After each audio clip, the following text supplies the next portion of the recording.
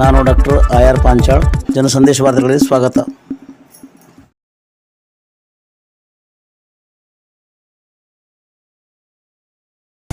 ದಾಡಗಿಯಲ್ಲಿ ವಿಶ್ವಗುರು ಬಸವಣ್ಣನವರ ಮೂರ್ತಿಗೆ ಅವಮಾನ, ಭಕ್ತಾದಿಗಳಿಂದ ತೀವ್ರ ಪ್ರತಿಭಟನೆ.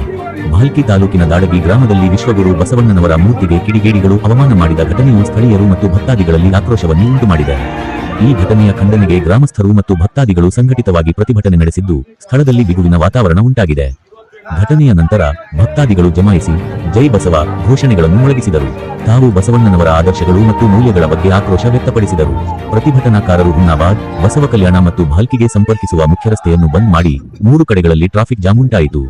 ಈ ಪ್ರತಿಭಟನೆಯಿಂದ ಸ್ಥಳೀಯರಿಗೆ ಮತ್ತು ಸಂಚಾರಕ್ಕೆ ತೊಂದರೆ ಉಂಟಾಯಿತು. ಬೆಳಿಗ್ಗೆ ಶಾಲೆಗೆ ತೆರಳುವ ಬಸ್ಗಳು ಸ್ಥಳದಲ್ಲಿಯೇ ನಿಂತು ಹೋಗಿ ವಿದ್ಯಾರ್ಥಿಗಳು ಹಾಗೂ ಪ್ರಯಾಣಿಕರು ಅನಿವಾರ್ಯವಾಗಿ ರಸ್ತೆ ಮೂಲಕ ನಡೆದು ಹೋಗುವಂತಹ ಪರಿಸ್ಥಿತಿ ಎದುರಿಸಬೇಕಾಯಿತು. ಪೊಲೀಸರ ಮತ್ತು ಅಧಿಕಾರಿಗಳ ಸ್ಪಂದನೆ. ಸ್ಥಳಕ್ಕೆ ತಹಸೀಲ್ದಾರ್ ಹಾಗೂ ಡಿವೈಎಸ್ಪಿ ಭೇಟಿ ನೀಡಿದ್ದು, ಕೃತ್ಯ ಎಸಗಿದ ಆರೋಪಿಗಳನ್ನು ಶೀಘ್ರವೇ ಬಂಧಿಸಿ ಕಾನೂನು ಕ್ರಮ ಕೈಗೊಳ್ಳುವ ಭರವಸೆ ನೀಡಿದರು. ಅವರ ಮಾತುಗಳಿಂದಲೂ ಸ್ಥಳೀಯರು ಒಂದಷ್ಟು ಶಾಂತವಾದರು. ಪೊಲೀಸರ ಸಕ್ರಿಯತೆಯಿಂದ ತಕ್ಷಣವೇ ಸಂಚಾರ ಪುನಃ ಪ್ರಾರಂಭವಾಯಿತು. ಭಕ್ತಾದಿಗಳು, ಈ ಘಟನೆಯು ಸಮುದಾಯದ ಭಾವನೆಗಳಿಗೆ ತೀವ್ರ ಆಘಾತ ತಂದುಕೊಟ್ಟಿದ್ದು, ದೋಷಿಗಳನ್ನು ಕಠಿಣ ಶಿಕ್ಷೆಗೆ ಒಳಪಡಿಸಬೇಕೆಂದು ಒತ್ತಾಯಿಸಿದರು.